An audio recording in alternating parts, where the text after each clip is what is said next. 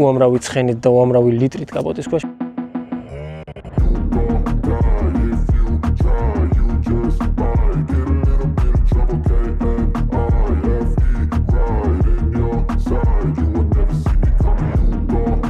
მოგესალმებით, მე ვარ ალექსი.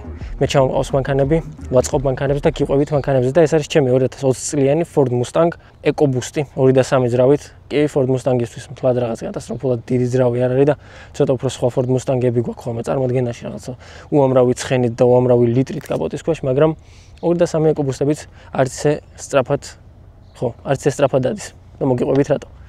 მოკლედ, ამ მანქანასთან მთლად დიდი გამოცდილება არ მაქვს, ჩამოვიდა ჩაძირული კი ჩანაძირი მანქანა არის და ფლორიდიდან ჩამოვიდა შესაბამისად მარილიანი წყლით არის ჩანაძირი და ამ მანქანის აწყობაზე საკმაოდ ბევრი დრო გავიდა და ბევრი ენერგია უამრავი ნერვი დაიხარჯა და ასე შემდეგ, ასე რომ თუ გაინტერესებთ ამ მანქანის აღდგენის ისტორია, აუცილებლად უნდა გადახვიდეთ ჩემს არხზე და ნახოთ ამ მანქანის აღდგენის ისტორია და გზა, რაც გამოიარა ამ მომენტამდე. სხვათა შორის ამ მომენტშიც საბოლოოდ აწყობილი არ არის და ვფიქრობ, რომ უნდა მოპატიოთ, იმიტომ რომ მოკლედ საგრძნობლად დიდხანს გაიწელა ამ მანქანის აწყობა და ესე ნახევრად მიწევს ამ ყველაფრის გადაღება რომ მოვასწრო. რა შემიძლია რომ მოვყვე 2.3 2020 წლიან Ford Mustang EcoBoost-ზე. პირველ რიგში გეტყვით იმას, რომ საკმაოდ მომწონს ამის ვიზუალი.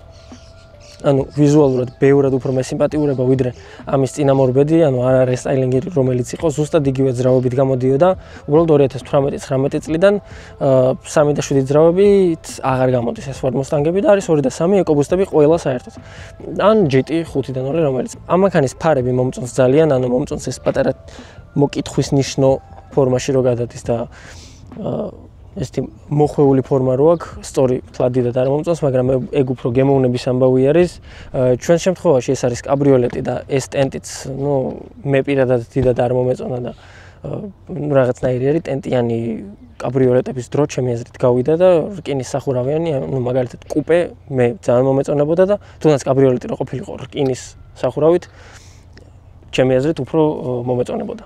კაბრიოლეტს რაც შეეხება და Mustang-ი რატო არ მომეწონა პირველ რიგში, აი $15,000 ვიხდი, 2020 წლიანი მანქანა არის. შუშებს რო წევთ უკანას.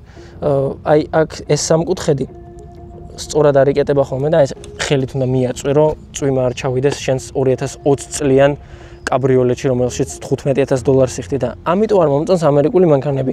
არ ვიცი, სხვები არ მყოლია, მაგრამ იმასაც დავითრე უეჭველი იმისთვის, რომ აი ეგეთი რაღაცები თქვა, იმიტომ რომ არ მომწონს ეგეთი რაღაცები, არ მინდა რომ როცა დამოვიწყდება ხელით აწევა შუშის, რო ჩამოვიდა ისედაც ჩანაძირი მანქანა მეორედ ჩაძირული რო დამხვდეს. რაც შეეხება ამ მანქანას როგორც ასეთი, ანუ რა მომეწონა, რა არ მომეწონა, ვიყიდიდი თუ არა ჩემთვის ამ მანქანას და ასე შემდეგ. უმოკლესი მიმოხილვა არის, უბრალოდ ჩათვალეთ, რომ ჩემი პროექტის მიმოხილვა რა აზრი ჩამომიყალიბდა, შეიძლება თქვენც თუ ეძებთ Mustang-ს და რაღაცა აზრი გაქვთ Ford Mustang-ებზე, ან ყიდვა გინდათ, ან ჩამოყვანა. შეიძლება რაღაცაში დაგეხმაროთ ჩემი პირადი გამოცდილება და ჩამოყვანაშიც დაგეხმარებით, რომ რამე სხვათა შორის არა მარტო ამერიკიდან, არამედ იაპონიიდანაც და ასე შემდეგ რა მანქანაც მოგინდებათ, შეგიძლიათ მოიწეროთ და ჩამოვიყვან. ჩვენ შემთხვევაში ეს არის პრემიუმ კომპლექტაცია, პრემიუმი განსხვავდება არა პრემიუმისგან იმით, რომ დიდი მონიტორი აქვს, ტყავის საორძლები აქვს, საჭი აქვს ტყავის, ზოგს აქვს გასწრების სენსორები, ჩვენ შემთხვევაში ეგ ფუფუნება არ გვაქვს, საბარგულის ქვეშ დაინახავთ კამერას, რომელიც ორივე მოდელს აქვს, უბრალოდ არა პრემიუმებში პატარა მონიტორი არის და მაგ პატარა მონიტორში კამერის დანახვა თლად კარგი არ არის, მით უმეტეს 2020 წლიან მანქანას თუ ყიდულობთ. აქ გვაქვს პარკინგის სენსორები, რომელიც არ მუშაობს და წარმატებით დაიგვიანა ჩემმა კომფორტ ბლოკმა, რომლის ისტორიები აი იქეთ არხზე გადახვალთ და ნახავთ მოკლედ მან ვუყვები ყველაფერს აბსოლუტურად. დღეს ჩემი აზრი ასეთი არის Ford Mustang-ებზე. 310-315 ცხენის ძალას გამოიმუშავებს, კი სწრაფია, მაგრამ ჩემი აზრით ცოტა ზანტია, ცოტა ნელია, ცოტა ზედმეტად მასლია, ან პირადად მე არ მომეწონა მასლქარები, აი ესე პირდაპირ ვიქნები. არაფერი არ აქვს ამ მანქანას ისეთი, რომ მთლად გაგაგიზოს და იფიქრო, რომ ვაიმე, აი Ford Mustang-ი მინდა და მორჩა. მთლად მასე არ არის, მაგრამ ყველაფერი არის ფაზზე დამოკიდებული. მაგალითად, დღესდღეობით აი ეს მანქანები ღირს ჩვენთან საქართველოში 2018-დან ზევით 13-დან ზევით, ასე ვიტყვი, ზოგი 13 შეყიდის, ზოგი 12 შეყიდის, გაჩნია რა ისტორიით არის მანქანა ჩამოსული და რეები გადახდა, მოკლედ ზოგი, რავი, 17-ში წყიდის, 16-ში წყიდის, 18-ში წიყიდება, გააჩნია ისტორიას, გარბენს, დაზიანებას, დარტყმას და მოკლედ როგორ არის ეს ყველაფერი აწყობილი და მოგვარებული. ჩვენ შემთხვევაში ეს არის ჩანაძირი, როგორც გითხარით, საშუალო ჩანაძირი მანქანები $15,000 ღირს და მოდი აი მაგალითზე შევადაროთ, ეხლა მე ვიყიდიდი თუ არა ამ მანქანას $15,000-ში. პირველ რიგში რა მომწონს ამ მანქანაში? მაგით დავიწყოთ და ესე ჩამოვთვალოთ პლუსები და მინუსები და სავარაუდოდ თქვენს რაღაც აზრი ჩამოგიყალიბდებათ. მომწონს საკმაოდ ეს ჩაჭრილი ფორმა, რომელიც კლასიკურია ყველა მუსტანგში და საკმაოდ პოპულარული არის მუსტანგებში. მე პირადად, თვალს მიხარებს ის, რომ პატარა ისტორიის ნაწილი არის და ისტორიას რახან შევეხეთ 55 years აწერია ბეიჯი, მუსტანგი ახატია, როგორც ყველა მუსტანგზე, საკმაოდ კარგია. აქაც ეს საჰაეროები საკმაოდ მომწონს, მონიტორის განლაგებაც საკმაოდ კარგია, იმიტომ რომ ხელი კიდევ აქ, ვიცი რომ აქ არ უნდა ედოს ადამიანს ხელი, მაგრამ ბევრია ისეთი ჩვევით მე მაგალითად ყოველთვის მინდოს ხოლმე აქ ხელი ან რაღაც თუ ძალიან დაღლილი არ მაქვს ხელი, სადღაც სხვაგან არ ვყოფ. უმეტესწილად კოლოფის განამრთველზე მიდევს ხელი და ძალიან მარტივი არის ამ მონიტორის გამოყენება ესე ხელით. რაც შეეხება სალონს და სავარძელებს. სავარძელიც საკმაოდ რბილია, მანქანა საკმაოდ რბილად დადის. ეგ თან პლუსია და თან მინუსი შეიძლება ჩაითვალოს, იმიტომ რომ თუ 315 ცხენის ძალა გაქვთ და უკანა წამყვანი, ვიცი რომ შეიძლება სადღაც მოგინდეთ და შემთხვევით მოგიცურდეთ და თუ მოგიცურდათ შემთხვევით ეს მანქანა თლად კომფორტული არ იქნება მის ტარება, იმიტომ რომ აი ამ ყველაფერს უნდა მოერიოთ და მთელი მანქანა ყანყალებს. მე არ ვიცდია. რაც შეეხება ჩვეულებრივ ტარებას, მე მაგალითად საკმაოდ მღლის ესეთი მანქანა, მყავდა მე-4 სერიაც, ისიც ცოტა ისეთი მოსპორტულო მანქანებში გადის, კუპეა, თან საკმაოდ გაკეთებული იყო და სპორტულ დაკიდებაზეც იყო და პლუს 4 ცხენზეც რაღაც კატასტროფული ცხენები არ არის აქ, მაგრამ იმაზე ბევრად უფრო კომფორტულად ვიყავი, ბევრად უფრო მარტივად ვატარებდი, ვიდრე ამ მანქანას. ეს რო დავქოქე და მომიწია სიარული, ვიფიქრე რომ მეთქი ნეტა მალე მივიდეთქო სახლში და დავაყენო ეს მანქანა. შეიძლება ჩემშია პრობლემა და არა ამ მანქანაში. უბრალოდ ჩემს აზრს გიზიარებთ, აი ასე ვფიქრობ, თლად კატასტროფული მანქანა არ არის, არ გეგონოთ რა რაღაცა ვაიმე ვაჰეითებ მუსტანგს და ასე შემდეგ. არა, საკმაოდ კარგია, მომწონს რომ ტყავის საჭია, მომწონს რა ვიცი, აი თავისი ხიბლი აქვს ამ მანქანას. ზოგს შეიძლება მოწონდეს რომ ძიმეა, ზოგს შეიძლება მოწონდეს რომ აქედან ნახევარი არ ჩანს მაგალითად და მასლქარის ვაიბი მაინც შენარჩუნებულია. რაღაცა ბრმაზონებიც გვაქვს და რავი, ზოგს უყვარს მასლქარები და რავი, თუ გიყვართ, ბაზარი არა, შეგერგოთ. მე მაგალითად ყველა ამ პლუსის მიუხედავად, რაც ვიზუალური არის, რაც ყურადღება თუ მოგწონთ, აუცილებლად ეს მანქანა თქვენთვის არის. ქალაქში რო იკატავებთ მით უმეტეს პატარა ცვლილებებით, როგორც გითხარით, უკვე ეს არის ტურბოძრავით და 2 და 3 ტურბოძრავის გაკეთება საკმაოდ მარტივი არის. 315 ცხენის ძალიდან უცებ ბრაღდა 413-ის და ცოტა უფრო მეძეც ხმაც რო ქონდეს და ასე შემდეგ. პლუს თუ მთლად შავი ფერი არ იყო და ცოტა უფრო ყვირალა ფერი იყო, სულ ყურადღების ცენტრში იქნებით, სულ დაიჭერთ ხოლმე მზერებს თქვენი მიმართულებით და თუ მოგწონთ, რატომაც არა, სასიამოვნო იქნება. ბევრს არ მოწონს მაგალითად და ბევრს არც უნდა ეგეთი მანქანა. ზუსტად მაგით, თუ გინდა რომ რაღაც ნაცრისფრად გადაადგილდე ქალაქში და ასე შემდეგ, თქვენთვის არ არის.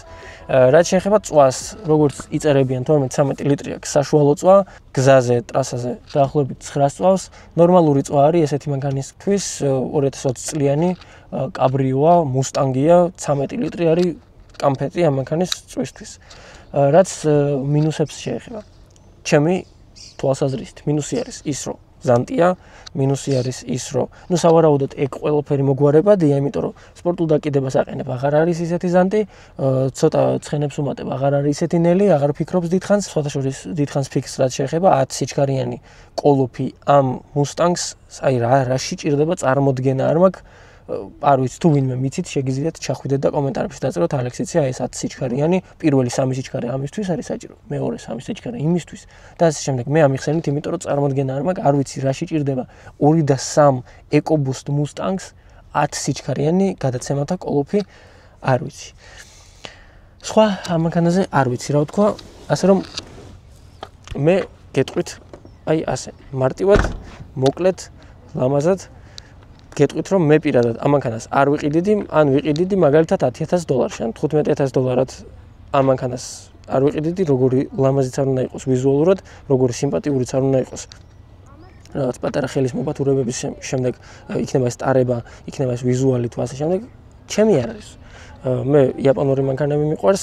ეხლა ამოღულ დროს ცოტა BMW-სკენ შემაქანა, მაგრამ მოკლედ ამერიკა არ არის ჩემთვის, ალბათ ჯერ ასე ვფიქრობ. სამომავლოდ არ ვიცი როგორ შეიძლება ჩემი აზრი, მაგრამ ფაქტია ვაღიარებ, რომ საკმაოდ სიმპათიურად გამოიყურება, 18-იან დისკებზე არის საკმაოდ რბილად დადის, ანუ თუ უბრალოდ A წერტილიდან B წერტილში გადასვლა გინდათ, შესაძლებელია რომ საკმაოდ კარგი ვარიანტი იყოს თქვენთვის. პირველ რიგში თუ ესეთი მანქანა არ მოგწონთ, არ იყიდით, ანუ ესეთ მანქანებს არ ყიდულობენ იმისთვის რომ გჭირდებათ, ხო? ანუ უნდა მოგეწონოს, გადაიხადო რაღაც $13,000-14,000 მანქანაში, რომელიც არ საკმაოდ კომფორტული არ არის, კომფორტი არც უნდა მოთხოვო ამას, muscle car-ია, არც ძალიან სწრაფია, მაგრამ სისწრაფე შეიძლება მოთხოვო, იმიტომ რომ muscle car-ია, მაგრამ 315 ცხენის ძალაც ნორმალურია, უბრალოდ ცოტა დიდხანს უწევს ხოლმე ფიქრი და მე ეგ არ მომეწონა. სხვა მხრივ Ford Mustang-ს მე არ ვიყოლიებდი, ეს არის ჩემი აზრი, ვერდიქტი დავდე, ჯერჯერობით ასე ვფიქრობ. ძალიან დიდი მადლობა იმისთვის, რომ უყურებთ ჩემს არხს, ძალიან დიდი მადლობა ამ მოკლე ვიდეოს, რომ უყურეთ. ეს იყო ჩემი აზრი უბრალოდ ჩემს პროექტზე, საპროექტო Ford Mustang იყო. პროექტზე მეტყობა ვეძახი, რომ ლამაზი სიტყვაა და მანქანის აღდგენის ვიდეოები არ დავარქვა პროექტს ვეძახი. ასე რომ წავედი დავაყენო ეს მანქანა და ვიმედოვნებ, რომ მალე დავამშვიდობები ამ Ford Mustang-ს და გადავალ რამე ცოტა უფრო სერიოზულზე. ემი გვინდა არხზე. დარწმუნებული ვარ, რომ უმეტესობა თქვენთაგანს უფრო გაუსწორდება ემის ვიდეოები, ან AMG-ის ვიდეოები რაღაც ჩემს არხზე, ვიდრე 2.3 ეკობუს Mustang-ი ცუდი არ არის, მაგრამ ვიცი რომ გულში ემები გვაქვს და ემი უნდა წამოვიყვანოთ. ასე რომ გეგმას არ ვისახო, უბრალოდ დინებას მივყვები, ემისკენ ვიხედები, ნახოთ როგორ დაალაგდება. წავედი და ძალიან დიდი მადლობა იმისთვის, რომ ჩემს არხს უყურებთ. წარმატებები თქვენ და მივიდეთ ჩვენს საოცნებო მანქანებამდე ერთად. აბა, კარგად.